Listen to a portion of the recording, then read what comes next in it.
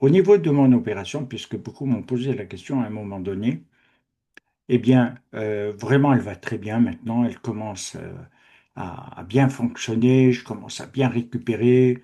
C'est incroyable et c'est réjouissant parce que, waouh, après des années et des années quand même, eh bien, on peut dire merci Seigneur, merci à vos prières, merci de ce soutien que vous avez manifesté, de cette mobilisation qu'il y a eu à un moment donné dans le jeûne, la prière, l'engagement. Vraiment, je me suis senti porté. Et même dans la salle d'opération, même si j'étais un petit peu shooté, euh, j'ai vraiment senti la shrina, hein. Il y avait la shrina, hein.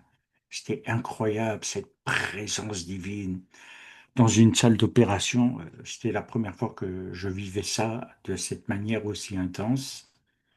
Et en tout cas, ben, tout ce que je peux dire, c'est que Dieu vous le rende en bénédiction et vraiment, en tout cas, un grand merci du cœur. Je vous en suis profondément reconnaissant. Et c'est pourquoi nous allons ce soir voir quelque chose parce que nous sommes dans des temps tristes. On est d'accord, on est dans des temps. Alors déjà, on arrive dans l'hiver. Et l'hiver, c'est toujours une période un petit peu lourde. Ah, on passe du chaud au froid, à des modifications de température, la neige, et ceci, puis on n'aime pas trop ça. Sauf si on est dans le sud, hein, ça va encore, hein, non? Si on est dans le sud, ça va encore, hein. Venez à Paris. Et donc, c'est quelque chose où on sent progressivement euh, une tristesse s'installer chez les gens. Il n'y a pas du tout le même comportement. On perçoit aussi que cette tristesse est liée à ce qui se passe au niveau politique, économique, au niveau mondial, international. C'est vraiment très lourd comme actualité et c'est quelque chose qui est très, très inquiétant quand même sur certains points, dans certains domaines. Et c'est pourquoi nous devons absolument euh, comprendre que, en tant que croyants, est-ce que nous devons rentrer dans cette tristesse, être habités par la tristesse qui se répand dans le monde, qui amène l'angoisse, l'anxiété, l'inquiétude et toutes ces choses, et cette peur finalement de l'avenir. Alors, c'est vrai que si on regarde avec nos yeux humains, obligatoirement, on est presque happé par tout ça, déjà que les médias ne cessent 24 heures sur 24 de harceler, de faire des commentaires sur le commentaire, et amènent encore plus d'inquiétude de l'avenir. Et c'est vrai que pour certains qui sont plus fragilisés, peuvent être profondément touchés et ne pas voir d'espérance dans l'avenir. Lorsque nous regardons dans le Tanar, il nous faut dire que la foi d'Israël, elle fonctionne à l'inverse de l'humanité, c'est-à-dire qu'elle ne va pas se laisser habiter par la tristesse, mais au contraire entrer dans ce que l'on peut appeler le Hallel, la louange, la, la forme de prière qui vient s'ajouter aux 10 noms de la prière que, sauf erreur, durant la période du temps Covid, on a étudié, qui ont été euh, bouleversants pour beaucoup de gens, qui ont transformé des vies, qui ont percuté à un grand niveau. Et je crois qu'il y a un équilibre à donner entre la prière que certains vont suivre de manière un peu plus liturgique, d'autres selon leurs habitudes, selon leurs connaissances. Et puis derrière, il faut l'équilibrer. Et je dirais que c'est quelque chose qui accompagne, c'est pas quelque chose où on doit se séparer, c'est quelque chose qui fait partie aussi, c'est cette louange que nous devons rendre à Dieu. Chaque jour, nous devons être habités par la louange. Ça veut dire également que nous devons avoir la joie. Alors bien sûr, comme je le disais tout à l'heure, lorsque la tristesse est là, comment la joie peut-elle se manifester et peut-elle être exprimée? Est-ce que l'on peut exprimer de la louange quand tout va mal, peu importe si c'est personnel, familial, professionnel ou si c'est les événements dans le monde? Néanmoins, c'est vrai qu'il nous faut une réaction, autrement on se laisse détruire et puis on commence à perdre un petit peu l'énergie, la vitalité, l'engouement pour servir Dieu. Alors c'est vrai que derrière, il y a un point clé qui génère un petit peu toutes ces choses, c'est qu'il nous est demandé de toujours rendre gloire à Dieu et que même la nature, lorsqu'on lit dans les Télim, célèbre et loue l'Éternel. Et chaque jour, elle se renouvelle dans cet aspect-là.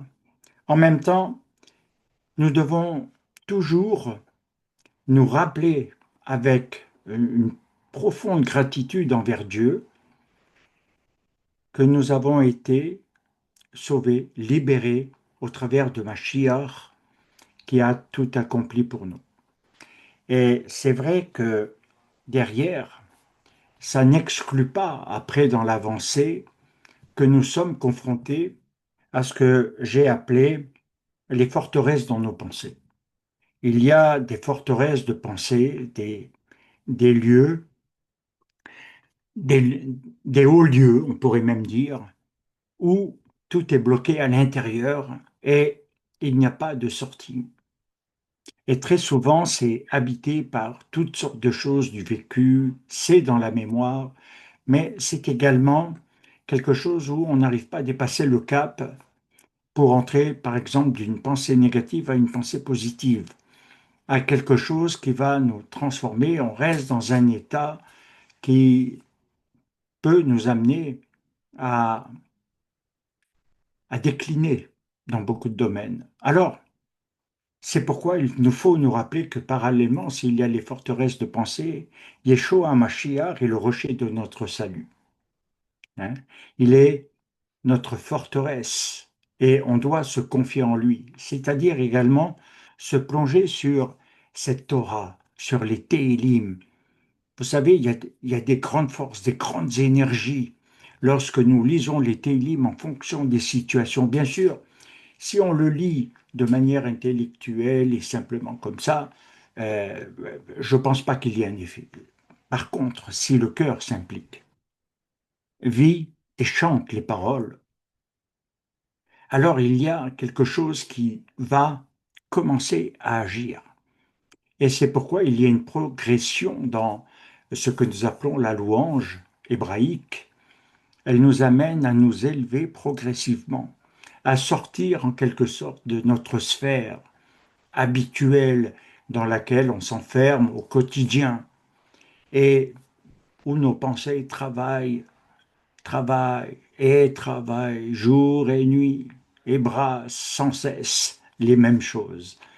Moi, je vous invite à vraiment vivre une expérience nouvelle, quelque chose de différent, quelque chose que nous pouvons dire où un miracle peut se produire. Nous pouvons toujours pleurer sur tout ce qui nous arrive, sur tout ce qui se passe, mais vous le constaterez, ça ne change rien. Rien ne change. Le constat ne nous amène pas à changer. Et finalement, les seuls qui sont véritablement touchés par tout cela, eh bien, ce sont ceux qui laissent entrer ces choses mauvaises, négatives, et les paroles de la Torah sont plus en eux, les pensées de Dieu ne les habitent plus vraiment. Et c'est pourquoi on peut dire qu'il y a comme une rupture, comme un éloignement qui se fait, et c'est dommage. Alors il nous faut véritablement entrer dans ce que Yeshua Mashiach peut produire comme miracle, parce que il nous amène à réaliser que Nous sommes véritablement ses enfants. Déjà, dans un premier temps, il faut le comprendre. Nous ne sommes pas seulement des disciples ou seulement des personnes croyantes avec des doctrines, avec toutes sortes de choses, mais nous sommes d'abord considérés comme ses enfants, puisque Shaoul de Tarse le dit très très bien, nous avons cette possibilité de dire Abba, Abba, Abba Père.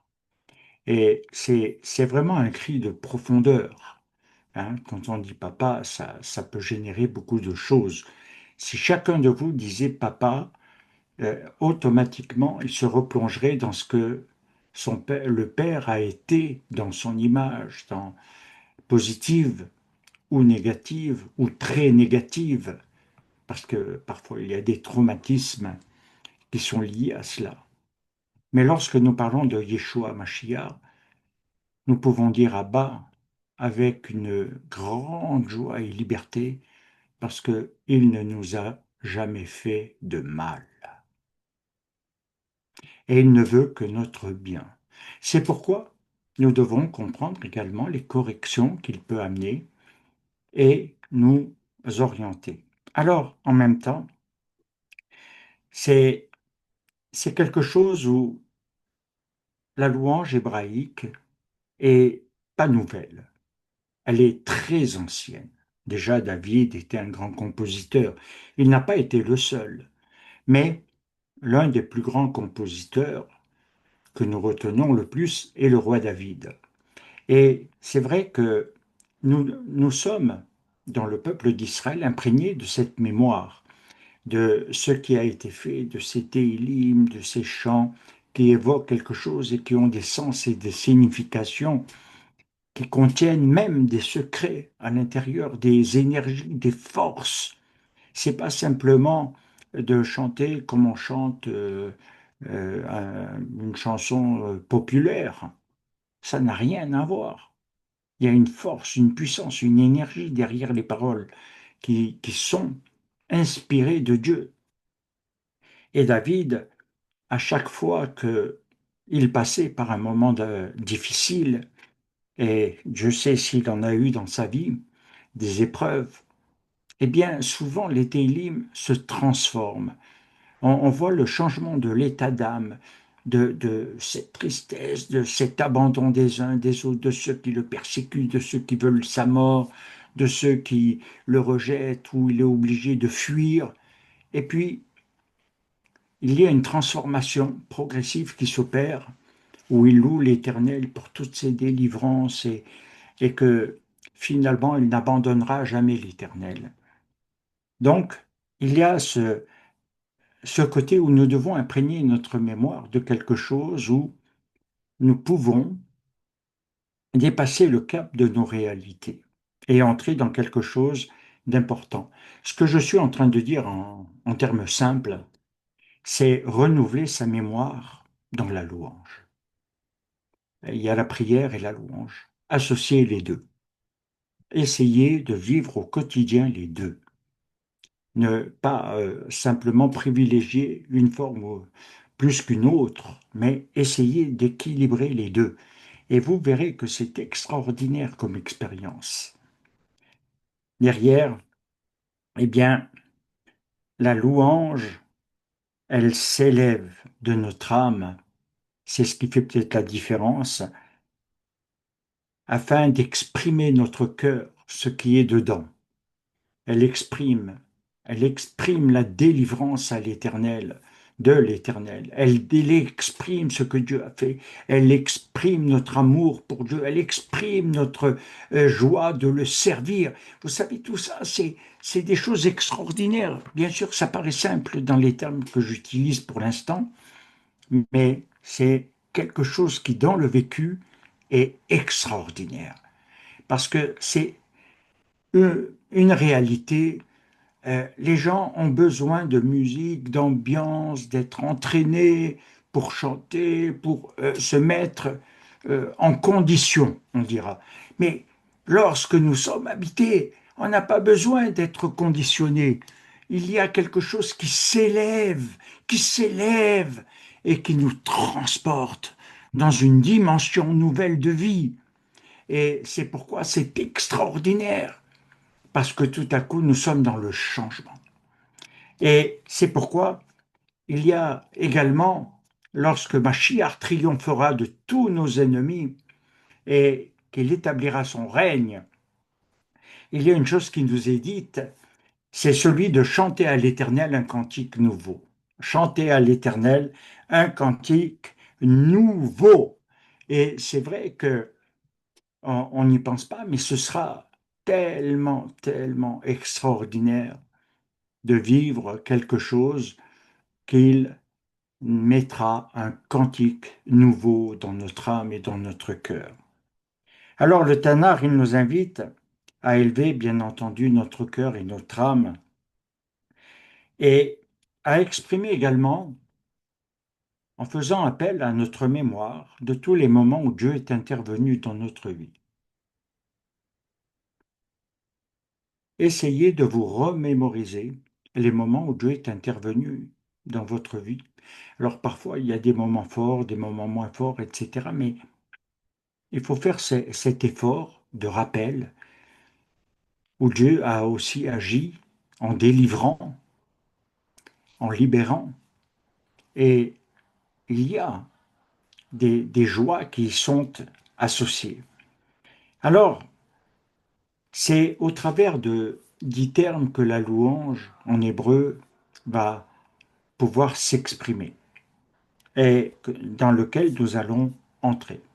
Vous savez que il y a quelque chose que Yeshua Mashiach a fait, a pratiqué lors du Seder de Pessah, et lorsque il s'est terminé, ça se termine par le Hallel. Et le Hallel, c'est de rendre gloire à Dieu, alors que pour Yeshua Mashiach, ce n'était pas le moment le plus réjouissant de sa vie qui allait l'attendre. Au contraire, c'était un moment d'intense tristesse, de souffrance. Il savait ce qu'il allait subir. Et pourtant, ça ne l'a pas empêché de pouvoir continuer. Donc, il nous faut savoir que le Hallel est quelque chose qui est très complet. C'est vraiment ce qui constitue la louange, si on peut utiliser ce terme, et le chant. La louange et le chant, ou le chant et la louange si vous préférez. Alors, c'est d'utiliser toutes les expressions de louange que nous allons trouver dans le Tanakh et où sont inclus les termes Teila, Tefila, Ahalel. Et c'est vraiment quelque chose d'extraordinaire parce que vous savez que tout ceci nous amène à comprendre qu'ils vont ensemble et qu'ils sont unis, ils ne sont pas dissociés. C'est quelque chose où, malheureusement, l'esprit un peu occidental et grec et la pensée veut compartimenter et sélectionner et cadrer. Dans le monde juif, c'est toujours à comprendre dans quelque chose qui se met en unité avec l'autre. Et c'est très important parce que derrière, il y a un terme clé. Il y a un terme clé. Vous savez que dans tous nos offices, quand vous êtes aussi peut-être chez vous, ou quand vous êtes dans des groupes, ou quand vous avez des occasions d'exprimer de manière spontanée dans vos prières, il y a un terme clé. Un terme clé, c'est Alléluia. Hein.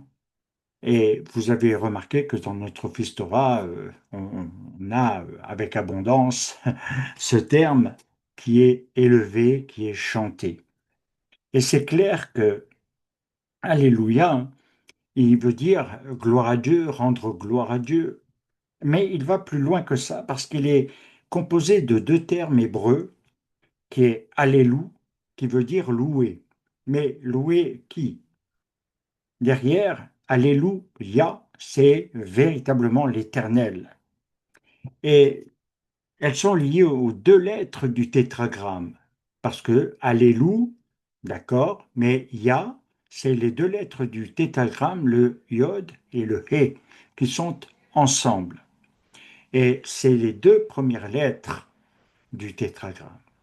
Et ça veut dire que vraiment, c'est là que doit s'orienter et se diriger la prière. Alors, quand je dis, par exemple, louer l'Éternel, c'est bien, mais beaucoup de gens louent qui? Vous savez, aujourd'hui, dans tout ce que l'on peut entendre à droite et à gauche, et peut-être ce que vous regardez vous-même sur la toile, euh, ok, on appelle louange ce qui n'est peut-être plus louange, mais qui est ambiance, conditionnement. Et je suis d'accord que aujourd'hui, dans cette société, peut-être que les gens ont besoin de ce souffle, de ce répit, mais il n'a pas l'énergie, la vitalité divine suffisante pour restaurer l'âme et rétablir l'ordre divin en soi. Et c'est pourquoi, quand on dit Yah, on loue celui qui est, c'est-à-dire celui qui est présent continuellement, qui ne change pas, qui est invariable, et qui n'a, comme dit Réphas, qui n'a aucune ombre de variation. À ceci, j'aimerais vous poser la question, sauf ceux qui sont avec nous dans les 12 Shabbat, occasionnellement, parce que c'est vraiment des temps merveilleux que nous passons ensemble et des fois on sort à 18h, 19h, tellement que on est bien ensemble. Et je dirais que il y a une chose à laquelle beaucoup ne pensent pas quand on fait l'office Torah, quand on chante Nishmat Kol Chai. Vous connaissez, c'est un chant plein d'espérance, de vie. Savez-vous qui l'a composé?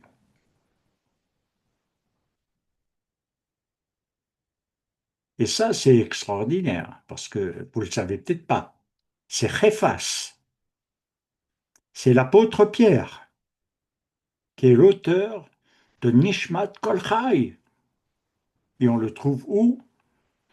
Intégré dans les chants de l'Office Torah, parce qu'il célèbre la résurrection. Et vous savez que, quelque part, l'une des choses qui a le plus bouleversé Israël, historiquement parlant, a été le moment où Réphas a proclamé que Yeshua était ressuscité. Et c'est extraordinaire de voir que, au travers de cela, eh bien, nous avons l'espérance de la résurrection. C'est pourquoi il ne faut pas être tourné vers la mort. Voilà ce que ça veut dire. Si tu te tournes vers la mort, l'espérance de la résurrection n'est plus. Et tu ne vois plus. Tu ne vois plus que ta tombe. Tu ne vois plus que les choses qui vont t'amener à la mort. Et tu vas rester dans cet état d'esprit où la mort, oh là, il n'y a plus rien. Mais l'espérance de la résurrection. Et c'est une des bases de la force que Dieu veut donner, l'espérance de la résurrection. Je ne suis pas mort, même si je meurs, je ne suis plus mort, je ressusciterai. Et ça, c'est ce qui va constituer je dirais, le premier jalon de ce qui doit nous faire louer l'Éternel. Je suis passé de la mort à la vie.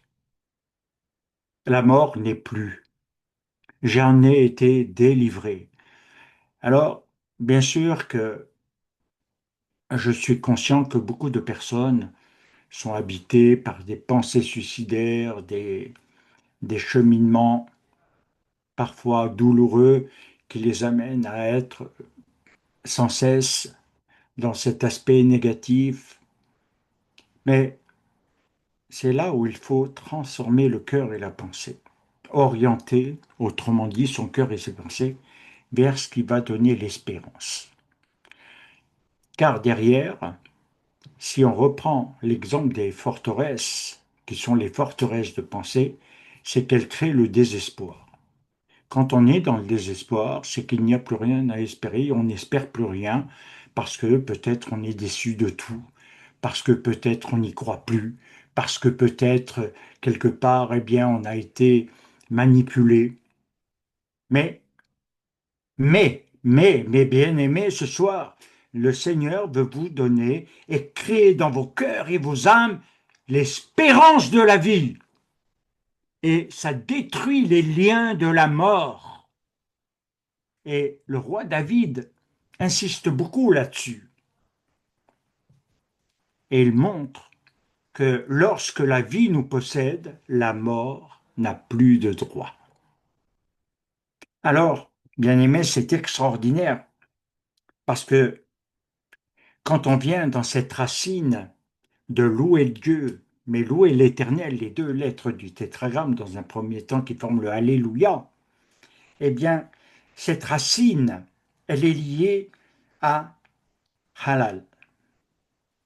C'est pas la nourriture halal, parce que quand on veut dire en arabe halal, c'est halal, hein, c'est halal, c'est pas halal. Alors ça exprime en quelque sorte la sincérité de son cœur, de son âme. Et c'est vrai que c'est un effort parce que je pense qu'on peut tous le constater, le monde a beaucoup changé dans ses rapports et à cause des réseaux sociaux, peut-être Internet, l'homme est devenu beaucoup plus superficiel. Il est devenu beaucoup plus quelqu'un qui ne s'implique pas particulièrement à l'autre. Il est plutôt dans l'utilisation de l'autre pour ses besoins, plutôt que dans le don de soi. C'est la réalité malheureusement d'aujourd'hui. L'homme est devenu trop superficiel. Et il a du mal à exprimer ce qui est vrai, ce qui est sincère, ce qui va sortir avec vérité, et pas simplement sortir des mots, apprendre et espérant que au travers de cela, ça va agir. Si on ne croit pas dans ce que l'on dit, dans les mots, avec force, avec foi, ça n'agit pas. Il faut y croire. C'est pourquoi, lorsque nous proclamons même les promesses de Dieu, si on n'y croit pas vraiment, elles ne vont pas se réaliser. On peut les lire, on peut dire oui, doctrinalement, j'ai entendu, mais si je n'y crois pas, il n'y aura pas de force qui va se dégager. Vous comprenez? Nous bloquons les forces, les vitalités et les énergies de délivrance. Par contre, si on implique son cœur, son âme, avec une conviction profonde, avec cette foi forte, alors à ce moment-là, il y a une action qui se fait. Il y a quelque chose qui va se produire et qui va agir profondément. Alors c'est pourquoi il est important de pouvoir être dans cette compréhension que le monde d'en bas n'est pas dans cette orientation de louange et autres, et que on l'appelle religieuse aujourd'hui ou liturgique. Dans le monde d'en haut, tout est fait pour louer l'Éternel. Et c'est c'est des chants de gloire. Et c'est pourquoi c'est très important de comprendre cet environnement aussi. Il y a quelque chose qui est fort.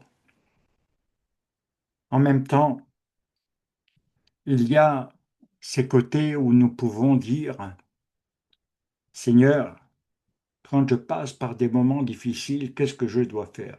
Je dois faire appel à quelqu'un, je dois demander la prière. Bien sûr que ça fait partie. Ça fait du bien d'exprimer, de parler, de dire parfois ce qui ne va pas, ce qui bloque, parce que, bon, ben, on est humain quand même, hein. Mais il y a aussi l'autre côté que parfois on oublie trop souvent et qu'il faudrait rétablir. C'est celui de se dire, mais je peux transformer ma situation. Je peux la transformer. Oui, je suis comme ça. Je ne ressens pas la présence divine. Je ne ressens pas la joie. Je ne ressens pas cette paix. Je ne ressens pas. Mais il faut que j'aille la chercher. Alors, c'est quand on commence à s'y mettre. Et l'une des premières choses qui a été un, un événement incroyable dans ma vie, alors que je n'y connaissais pas grand-chose, c'est quand, ne sachant pas ce qu'il fallait dire dans une prière nouvelle, moi, je ne savais pas, on me disait il faut prier. Et, prier, bon, ok. Et une fois, je me souviens, j'étais allongé. Et la seule chose qui me revenait à l'esprit, c'était Alléluia. Et j'ai dit Alléluia je ne sais combien de fois. Et j'ai vécu une expérience merveilleuse avec Dieu. Mais alors, incroyable. Et c'est comme si j'étais élevé, élevé, élevé, élevé. Alors que je venais de vivre quand même des événements très douloureux et je n'avais pas de joie. Je connaissais plus la joie, j'avais plus. Je peux même pas dire que le rire m'habitait à la limite. Et donc, ce moment a été particulier et j'ai vécu une joie, mais d'une intensité bouleversante. Ce qui veut dire que parfois, même avec quelque chose de simple, on peut vivre des choses extraordinaires. Parfois, on veut chercher trop de complications. On veut chercher des secrets dans ça, dans ça. Mais, ok, c'est l'expérience, l'expérimentation des énergies divines qui sont contenues dans les paroles de Dieu. La puissance des lettres, la puissance des mots qui transforment les situations parce qu'elles leur disent stop à leur action. Et on montre notre volonté de vouloir être transformé, changé. Et à partir de là, il se passe quelque chose. Et c'est pourquoi, bien aimé, j'aimerais que vous puissiez avoir cet héritage spirituel. Parce que je sais que nous allons de plus en plus devant des temps troublés, troublants et inquiétants pour les plus jeunes, pour la jeunesse et les enfants et les petits-enfants d'aujourd'hui. On- Ils ont un monde avec un avenir qui est plus qu'incertain et on ne sait pas ce que ce sera. On ne sait pas ce que ça va être demain. Oh, on peut l'imaginer, bien sûr, mais dans le vécu, on ne sait pas vraiment. Or, bien aimé, j'aimerais vous dire que les 10 termes qui sont utilisés dans le Tanakh concernant euh, le terme Alléluia lié au Hallel, eh bien, il y a un premier terme qui est Nissoir. Et Nissoir, il amène la glorification, c'est-à-dire que glorifier Dieu. Or, je sais que ce n'est pas obligatoirement dans le langage et vocabulaire courant d'aujourd'hui de vouloir glorifier Dieu. Souvent, j'entends, je veux te glorifier, mais on ne sait pas vraiment ce que l'on dit. Glorifier l'Éternel. Glorifier-le, c'est très important. Et c'est comme cela que le premier point doit s'établir dans la pensée, dans la concentration du cœur, c'est de dire, je dois glorifier Dieu. Et c'est le résumé finalement de toutes les paroles dans les Télim du roi David. Et je crois que c'est fondamental d'avoir cela. Je veux te glorifier. Et c'est vrai que ça, c'est une des choses que j'ai souvent dans mes moments avec Dieu, dans mon intimité. C'est d'abord te glorifier, te glorifier et glorifier Dieu. Et c'est vrai que si vous prenez ce mot dans le Tanakh, dans la Bible, dans les Télim, vous allez trouver une quantité de foi de ce terme incroyable, parce qu'il nous amène à comprendre que là, on va étudier, mais en même temps, on va entrer dans le sens, la signification, la puissance qui est derrière, et comprendre le changement qui peut s'opérer en nous au travers de cette attitude de vouloir glorifier l'Éternel.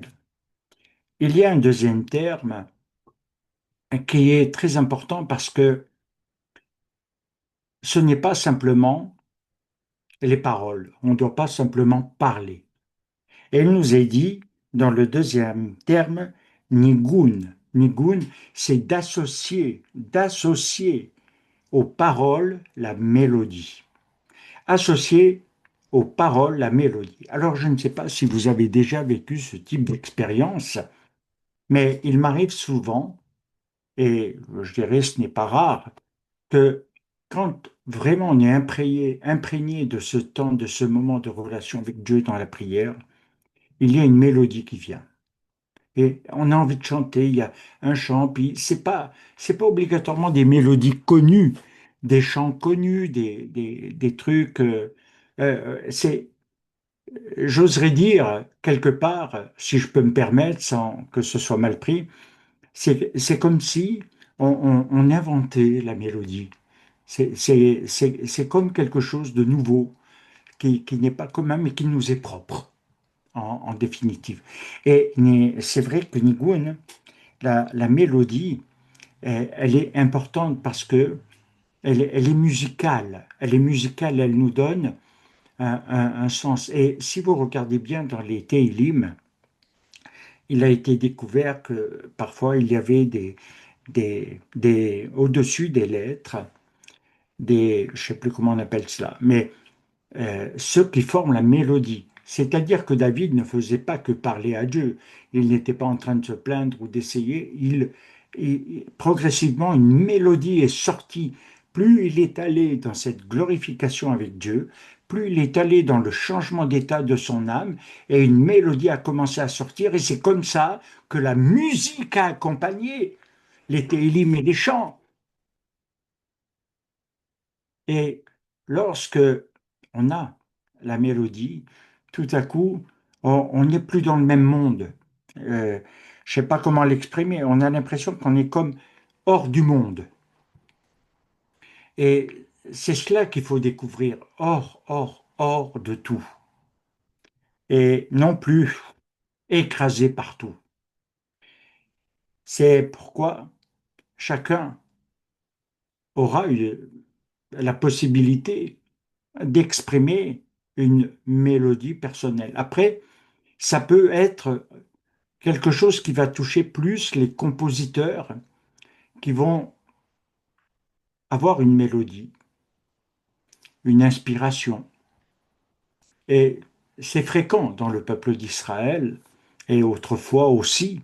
Et les prophètes en étaient très souvent imprégnés. Et c'est pourquoi c'est très important. Il y a un troisième euh, point qui est celui de shir, le chant.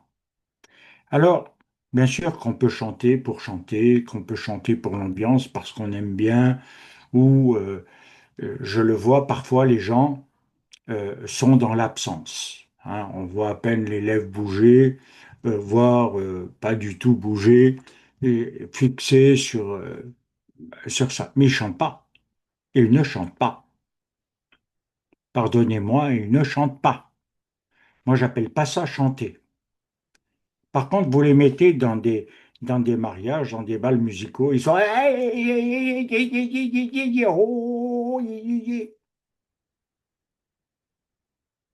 Mais quand vous les mettez dans quelque chose où on devrait élever le chant, ils ne chantent pas. Et Shir, Shir l'Adonai, le chant au Seigneur, c'est pas quelque chose qui s'adresse aux autres, à l'humanité, qui parle à son voisin. Non, non, non, même pas pour paraître. Et c'est pourquoi Dieu a donné avec le temps les chazan. Et les chazans, c'est d'aller puiser plus loin que la norme habituelle, c'est d'aller puiser au plus profond de son âme pour faire sortir le chant.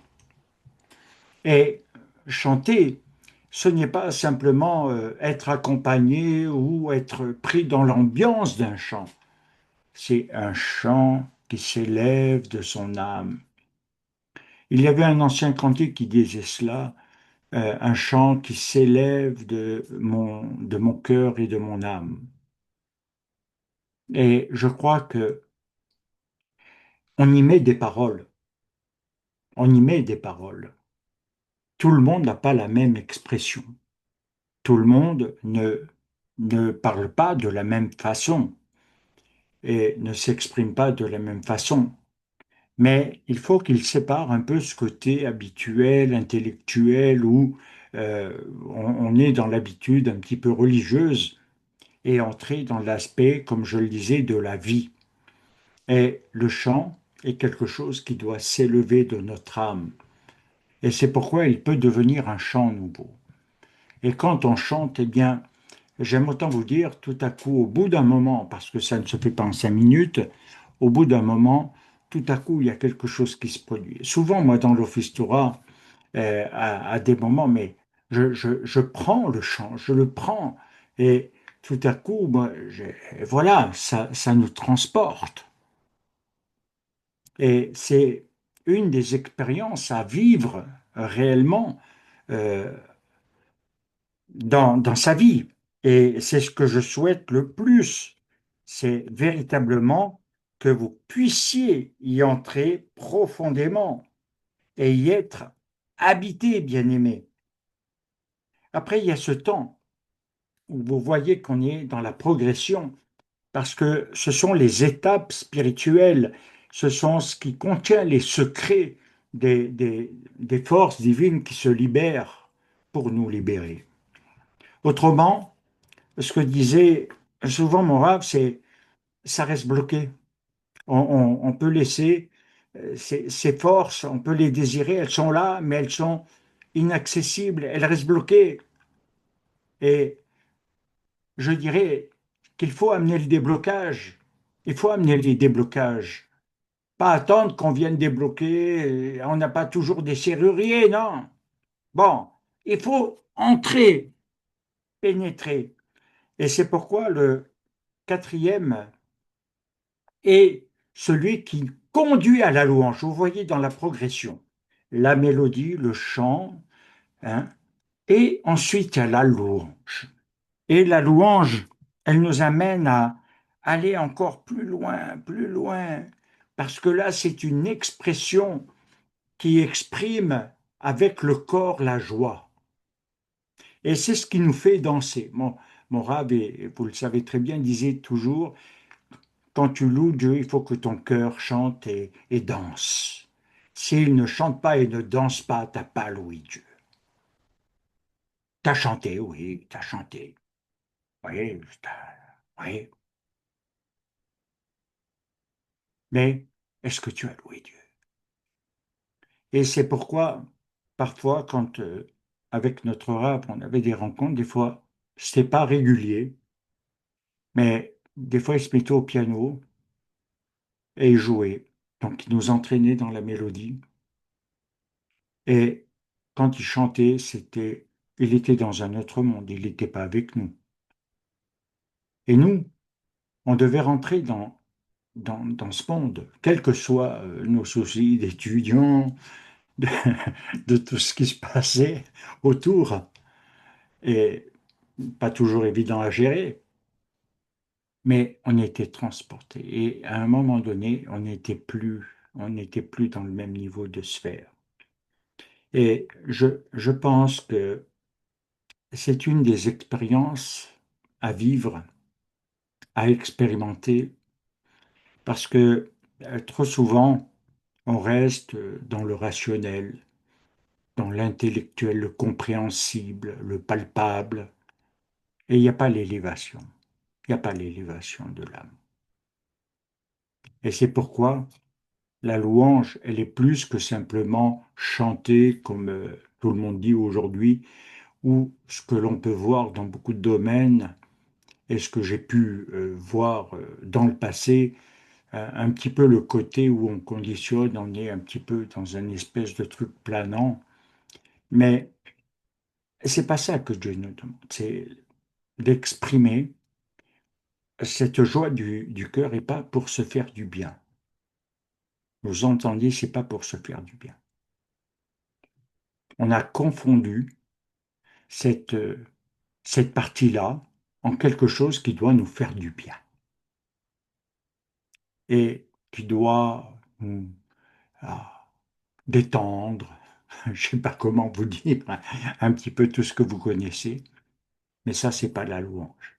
Pardonnez-moi d'être franc, peut-être de vous surprendre, de vous choquer, mais c'est pas de la louange. La louange, c'est ce qu'on donne à Dieu et qui s'exprime de cet amour et de ce don que Dieu nous a donné. Et là, on est véritablement dans quelque chose où, voilà, on va être, waouh, dans un autre monde. Alors, derrière, il y a également ce que Shaul de Tarse relevait, parce qu'il dit entretenez-vous par des télim, des psaumes, des louanges, des cantiques, etc. Eh bien, il y a effectivement ce que l'on trouve souvent dans les psaumes, Mismor. Mismor, les David, par exemple, ce sont les cantiques de David. C'est pas seulement les chants, les prières, les louanges, c'est les cantiques de David. Et c'est vrai que à l'époque, on peut dire du Second Temple, hein, essentiellement, on peut dire qu'il y avait énormément de cantiques et de compositeurs. Et il y avait toute une classe. Et j'aimerais attirer votre attention sur une des choses qui a été marquante dans le peuple d'Israël concernant la dimension du Lévite. La tribu de Lévi était une tribu qui devait officier et qui avait aussi un grand rôle à ce niveau-là dans le chant, la louange et les cantiques. À un moment donné, David avait implanté dans le peuple d'Israël quelque chose qui était normalement totalement novateur. Ça n'avait jamais été fait de cette façon-là. Il y a toujours eu des chants, des danses avec les tambourins, le luth, la harpe et toutes sortes d'instruments de musique, mais il n'y avait jamais eu quelque chose qui a pu ressembler à ce que David a fait. Il a réuni toutes les tribus de Lévites, des Lévites, et les a mis au nord, au sud, à l'est, à l'ouest, pour véritablement entourer l'Arche d'Alliance. Et pendant 24 heures sur 24, ils étaient dans le chant, la musique, donc la mélodie, la louange, et les cantiques et les danses. Alors bien sûr, c'était par relais parce que je ne pense pas que quelqu'un puisse tenir 24 heures comme cela, sauf s'il a pris des shoots, mais autrement, je ne pense pas qu'il puisse, humainement parlant, assumer cela. Et ça a été des temps où il y a eu spirituellement un moment favorable de bénédiction de Dieu sur ce peuple. Des choses qui ont rétabli l'économie. Vous savez, on se plaint beaucoup de l'économie personnelle, l'épargne et tout ça, qui sont des sujets de crainte pour beaucoup. Le pouvoir d'achat qui est beaucoup mis en avant. Et donc, on est entré dans quelque chose qui nous enferme dans la peur, la crainte, la plainte, le- l'inquiétude. Et on ne sait pas comment le transformer parfois parce que, bon, ben voilà, c'est un fonctionnement qui finalement fait partie de ce monde et on n'a pas tellement appris à réagir autrement. Eh bien, je peux vous dire que ça a rétabli les caisses, ça a rétabli l'économie. C'est parce que tout ce gouvernement et tous les autres là, ils ont renier leur identité même historique, même si elle est discutable sur certains points. Mais le fait de s'être éloigné, de rejeter Dieu et d'avoir fait entrer d'autres forces, et les forces du mal, entre parenthèses, n'a pas amené la bénédiction. Au contraire, nous voyons les effets aujourd'hui et malheureusement, ce qu'on nous dit, c'est ce qui s'est souvent produit dans l'histoire. Il ne faut pas croire que c'est une nouveauté. Les caisses vides, les endettements, les surendettements, ce ne sont pas des choses nouvelles. Et c'est les faillites qui entrent après, parce que c'est des détresses, c'est ce qui amène malheureusement après la criminalité à augmenter, qui amène la délinquance à cause du désespoir qui est créé, et on ne va pas s'étendre. Mais il faut comprendre que le temps où David a fait cela a changé totalement l'état du pays. Alors bien sûr qu'on peut essayer d'être dans l'imitation, mais il faut avoir cette force. C'était un appel qu'avaient les Lévites. Et ça veut dire pour chacun de nous que parfois 10 minutes, un quart d'heure, une demi-heure, une heure, c'est pas suffisant. Parce que c'est toute une atmosphère spirituelle qui doit changer en nous. C'est tout un message qui doit nous être transmis de la part d'en haut. Et pas simplement quelque chose où on essaye de trouver un refuge, euh, une sorte de paix passagère ou de créer une atmosphère, mais d'être habité par cela. Et vous savez, ça change tout, ça change tout. Parce que ça augmente, et ça c'est inévitable, ça augmente les mounas, la confiance en Dieu. C'est en Dieu que l'on a confiance. Et quand on a confiance en Dieu, ben, tout ce qui se produit, tout ce qui arrive, Dieu sera avec nous.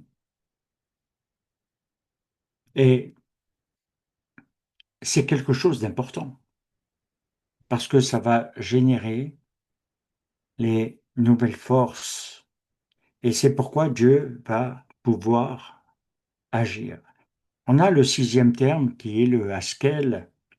Haskel, c'est la sagesse.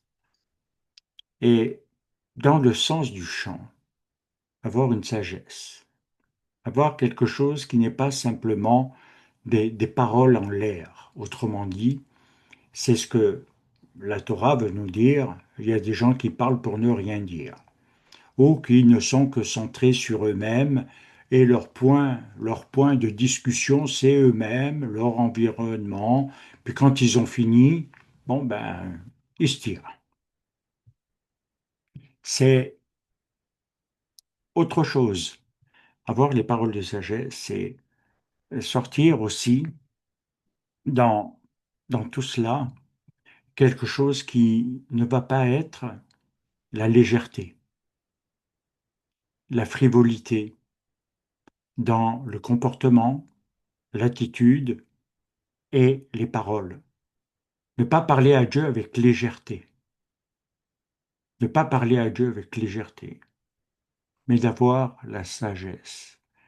Également, quand on prie pour quelqu'un, parfois on peut être étonné et pas surpris obligatoirement. La manière dont on prie pour quelqu'un est fondamentale. Je sais que j'avais à l'époque donné beaucoup de cours et de pratiques à ce niveau-là. Comment prier pour quelqu'un, quoi. Parce que je peux estimer qu'aujourd'hui, les gens prient très mal pour l'autre. Et que parfois, ben, c'est très émotionnel, sentimental, c'est quelque chose où, bon, on essaye d'être rassurant ou de se rassurer, mais il faut aller plus loin, dépasser ce cap. Prier pour quelqu'un, c'est véritablement aller un peu plus loin. Et je crois, c'est toucher la profondeur de l'âme. Et là, il faut de la sagesse quand on prie et surtout quand on va intercéder pour quelqu'un ou pour une situation. ne pas le faire seulement par les émotions et les sentiments. Même si ça peut avoir une importance, c'est pas ça qui doit être le plus, euh, qui doit être un fondement. C'est pourquoi il nous faut entrer sur le septième sens qui est Tehillah et qui nous conduit justement à cette louange des Téhilim qui progressivement, si je prends le vrai sens, c'est les Téhilim des degrés qui sont pris lors de Pessah à partir du psaume 113 et on l'appelle le psaume des degrés. C'est-à-dire que quand on a été en Israël, on a vu les marches où certainement c'était le lieu où Yeshua avait pu monter et on appelle chaque marche les montées. Les montées. Et c'est vrai que pour atteindre un des niveaux du temple, eh bien, il fallait monter et chaque marche, il y avait quelque chose qui devait être exprimé. C'était pas monter très vite pour rentrer. C'était pas courir dans les escaliers. Non, une marche et il fallait s'arrêter. Et il fallait prier, chanter. Et l'autre. Et on s'élevait. Et si vous lisez à partir du psaume 113, les télim, vous verrez que c'est vraiment des montées. Et qui ne sont pas simplement des lectures émotionnelles, qui ne sont pas simplement des lectures pour faire du bien, mais qui vont exprimer vraiment ce qu'est le véritable sens de la louange. C'est l'expression, je dirais, interne de l'âme de la louange, en quelque sorte. Et je crois que c'est très important, bien aimé, de comprendre que c'est étape par étape, qu'on n'atteint pas les niveaux uniquement en courant et vouloir les obtenir de façon rapide, mais les intégrer. Intégrer, tac, intégrer, tac, troisième marche, intégrer, quatrième. Et c'est l'élévation, l'élévation. Et c'est pourquoi c'est très important à des moments de pouvoir, quand on est ensemble ou individuellement, de pouvoir comprendre que c'est ensemble on monte. Et c'était un peuple, hein, c'était pas individuel.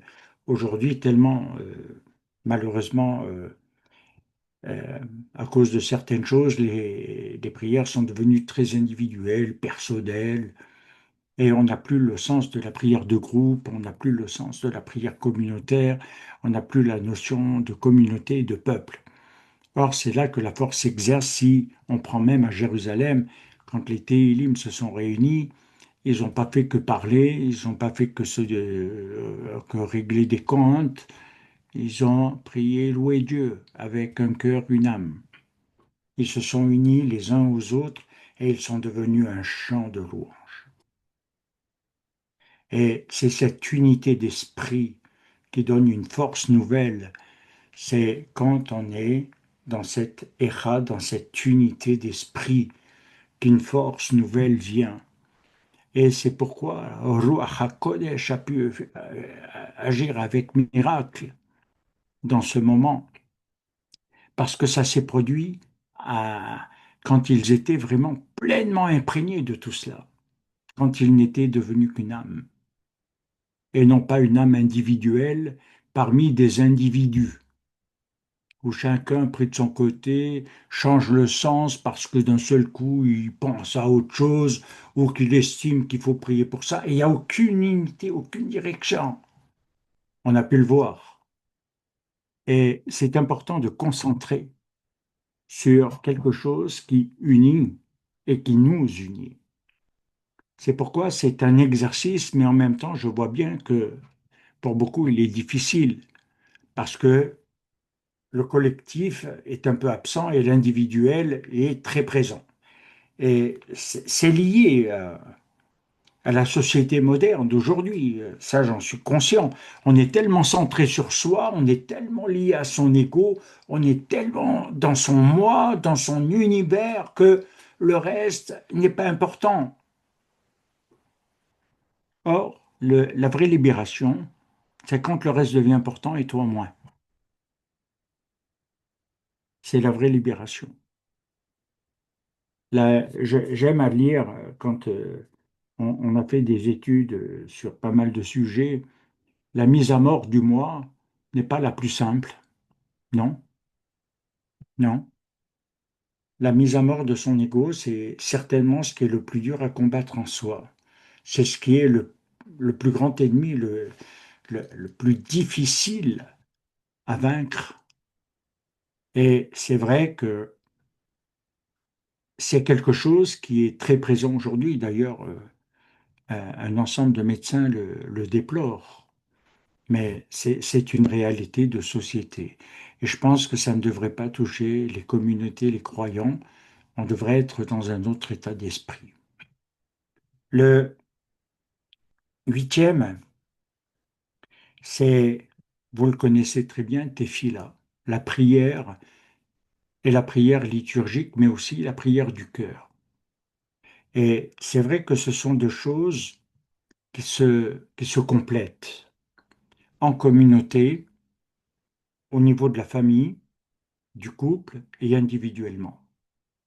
Et c'est clair que ça doit nous amener à un ensemble. C'est pourquoi, même dans l'organisation des prières d'Israël, il y a des cadres, même pour les jours de la semaine, parce que c'est ce qui va unir à Shabbat.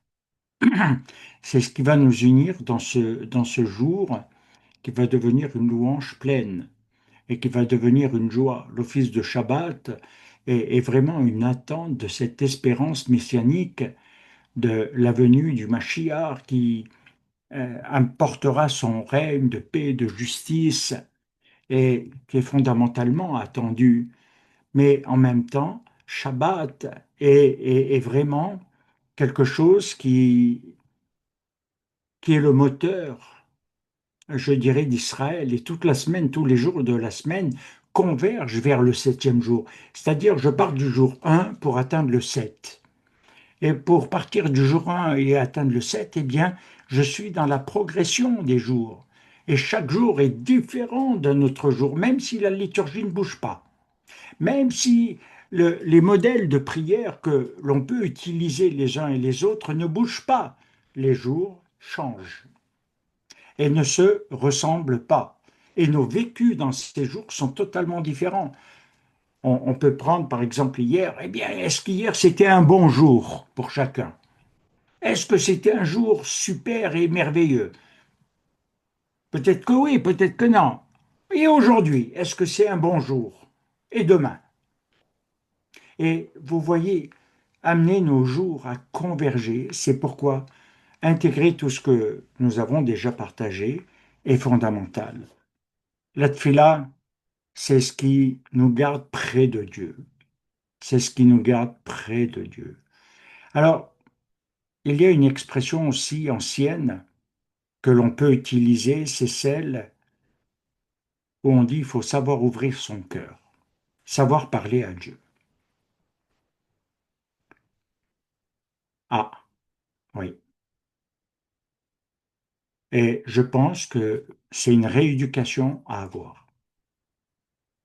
Savoir ouvrir son cœur, c'est savoir parler à Dieu, dans le respect de sa sainteté.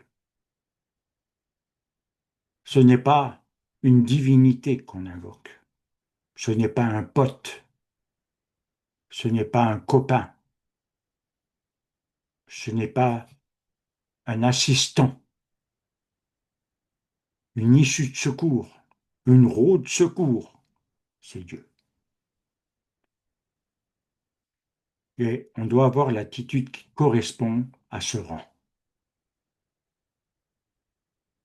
Attitude de respect profond, d'humilité, de reconnaissance, de savoir s'abaisser, abaisser son cœur avec humilité pour parler au roi des rois, au seigneur des seigneurs, dans le respect. Il y a le neuvième terme et qui est très important et qui me semble derrière fondamental, c'est Rina. On l'emploie souvent dans l'office de Shabbat. C'est avoir non pas seulement un chant, mais un chant joyeux. Un chant joyeux, un chant de joie. C'est vraiment sortir. Vous savez, des fois, je me dis à Shabbat, on chante toujours des chants un petit peu lents. Et j'aimerais des chants des fois plus dynamiques, plus joyeux, plus entraînants. Alors, j'aime beaucoup les chants doux, mais j'aime aussi les chants joyeux. J'aime cela parce que ça donne un dynamisme. En fait, dans l'hébreu, ce que ça veut dire, le chant joyeux, c'est dynamiser son âme dans la joie. C'est véritablement euh, chanter avec amour, avec joie et reconnaissance, c'est vrai, mais avoir un chant joyeux. Et derrière, je crois que c'est fondamental de pouvoir avoir ce chant joyeux et non un chant de tristesse ou quelque chose qui va chanter ou se mettre en rapport avec l'état d'âme, avec peut-être ce que l'on vit, etc. Ayez un chant joyeux. Et vous verrez que vous deviendrez joyeux. Et c'est ce que je vous souhaite le plus. Et en même temps, c'est ce qui nous amène dans le dixième et dernier terme, où vous comprenez qu'on aurait pu développer beaucoup plus différemment, mais Oda'a, qui veut dire c'est là que l'action de grâce et de reconnaissance à Dieu va venir. L'action de grâce, c'est pas simplement dire la bénédiction dans un repas, dire merci au Seigneur parce qu'il a pris soin de nous, parce que ci et ça. L'action de grâce, Oda'a, dans le Tanakh, et quand on était à l'époque du Mishkan, c'était beaucoup plus élevé. C'est quelque chose qui va beaucoup plus loin que simplement dire merci au Seigneur, comme on dit merci pour du chocolat, ou voilà, c'est presque normal. Non, quelque chose qui va plus loin et plus profond et, et qui nous tient dans le cœur. Alors ce que cela signifie maintenant, c'est de comprendre qu'Israël, c'est un peuple qui en même temps chante, rit, loue l'Éternel et ont composé les chants pour élever l'âme. Alors c'est clair que quand on entre un petit peu dans cette comment dire, compréhension, dans ce fonctionnement, ça nous amène à nous dire il faut louer beaucoup plus l'Éternel. Il faut louer beaucoup plus l'Éternel. Alors en même temps, si je reprends avec niçoir, pour vous donner un exemple, le premier terme qu'on a employé. Derrière, c'est le terme Ménaséar, par lequel commencent de très nombreux psaumes d'ailleurs, où, comme je vous l'ai dit, il s'agit de glorifier l'Éternel. Et vous voyez que tout va se construire derrière pour glorifier l'Éternel. Et ça signifie quelque chose quand même d'assez profond, parce que on n'imagine pas toujours, mais si je reprends la pensée d'Israël, la pensée juive qui est derrière, c'est vraiment le fait d'honorer Dieu dans toute sa gloire et où Dieu veut se glorifier en nous. Mashiach en moi, l'espérance de la gloire. Et je pense que c'est quelque chose qui est très important, c'est-à-dire qu'il nous fait participer à sa gloire. Il veut que nous devenions participants. Sa gloire, c'est un poids, c'est une force, c'est quelque chose que l'on ne peut pas mesurer avec des unités de mesure. On ne peut pas connaître le poids de sa gloire, ni même l'étendue de sa gloire.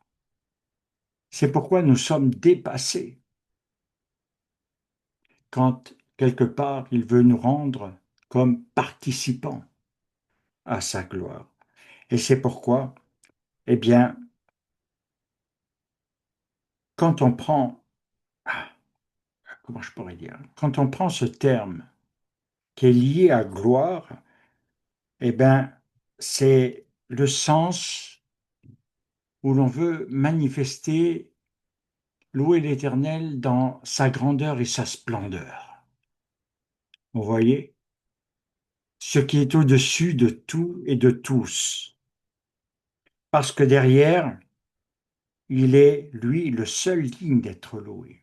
Voilà ce qu'il nous est dit.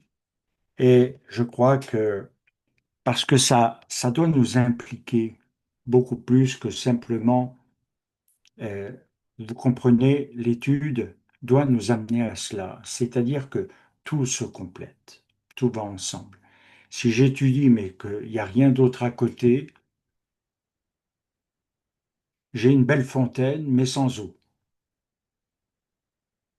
Il faut l'eau et le courant. Seigneur, pour tous tes nombreux bienfaits, et c'est pourquoi il est très important d'être dans cette acceptation de la royauté céleste. Il est le roi, il est le maître, il est le souverain. Autrement dit, il est le créateur. Alors derrière, c'est vrai que si je veux entrer dedans, c'est ce qui va former l'avodat Hachem réel. Parce que je vais servir Dieu de tout mon cœur et de toute mon âme. Et que derrière, je ferai toutes choses avec joie. On fait tellement de choses sans joie aujourd'hui, ou tellement de choses euh, détruisent la joie. Et je le dis de manière sérieuse, servir Dieu avec un cœur réel, c'est le servir avec joie, avec joie, et pas avec plainte et gémissement, et avec ceci, avec cela, avec joie. Alors, bien sûr qu'il y a des moments lourds, bien sûr qu'il y a des moments difficiles, d'accros, de conflits, mais tout ça, ce sont des tests et des épreuves pour voir si on va les passer ou pas. Dans quel camp, est-ce qu'on va grandir ou diminuer? Est-ce qu'on va élargir son cœur ou le rétrécir encore un peu plus? Voilà ce que ça veut dire. Si je suis dans ce qui ne peut être dépassé, c'est que j'entre dans l'impasse, c'est-à-dire je m'enferme dans une sphère et je ne la dépasserai jamais. Alors après, je peux toujours me plaindre et dire, ouais, mais ça change pas. Ben, j'ai pas voulu que ça change. C'est pas personne qui est responsable, c'est toi. Et c'est pourquoi il nous faut comprendre même le sens de tout cela qui nous amène à dépasser le cap lorsqu'on met en application tout cela et que on le réunit au travers de l'ensemble, l'étude de la Torah, la tfila, le chant, la louange, enfin tout ce que l'on a vu, et qui va trouver son sens dans la Vodat Hashem. Et c'est ce qui va tout transformer. Alors bien sûr que ça demande à avoir un autre niveau, mais ce niveau-là, c'est parce on va l'acquérir. Il ne va pas nous tomber dessus comme ça, et puis les choses ne s'arrangent pas obligatoirement d'elles-mêmes comme ça non plus. C'est, il faut les amener et les intégrer. Et à partir de là, oui, il y a des changements. Alors, c'est pourquoi, bien aimé, si vous le voulez, on peut entrer dans ce dépassement. Mais ça dépend de chacun. Être dans une joie supérieure et non inférieure. C'est vraiment ce que je vous invite à vivre. Être dans la permanence et non dans ce qui est discontinu, avec des ruptures, qui se mélangent, moments de joie, tristesse, énervement, colère, rupture, joie. Bzzz. Oh, je vous blâme pas parce que on est tous les mêmes. on a des moments où c'est pas évident. Mais c'est là où l'Éternel nous donne les leçons de sa sagesse. Il nous dit, ton comportement n'est pas le bon, ton attitude n'est pas la bonne, et remis en question, et de pouvoir entrer dans une autre dimension. Alors, derrière, il nous faut entrer déjà lorsque le Mashiach régnera, et je ne sais pas. Et une fois, j'ai posé un peu la question, j'ai dit, mais à quelqu'un qui, oh, je ne sais pas s'il était si mal intentionné que ça, mais provocateur un petit peu, euh, j'ai dit, vous pensez que lorsque le Messie régnera, ce sera une louange protestante ou ce sera quel type de louange à votre avis? Ben, ils ne savent pas répondre. Ben, et c'est évident que c'est l'héritage d'Israël. C'est évident. Et dans la compréhension de ce que Israël a acquis dans son parcours, dans son étude, dans son cheminement, et qu'il enseigne aujourd'hui et qu'il nous enseigne également ce cheminement que les nations doivent prendre. Voilà, je ne vais pas aller plus loin. Je conclus en vous bénissant, en vous remerciant de votre attitude. Rachid, on peut ouvrir les micros et que vraiment l'Éternel vous accorde, euh, voilà, un travail du cœur. Merci, Rabbi. Merci, Rabbi. C'est pas un nouveau message. Alors, Merci, Rabbi.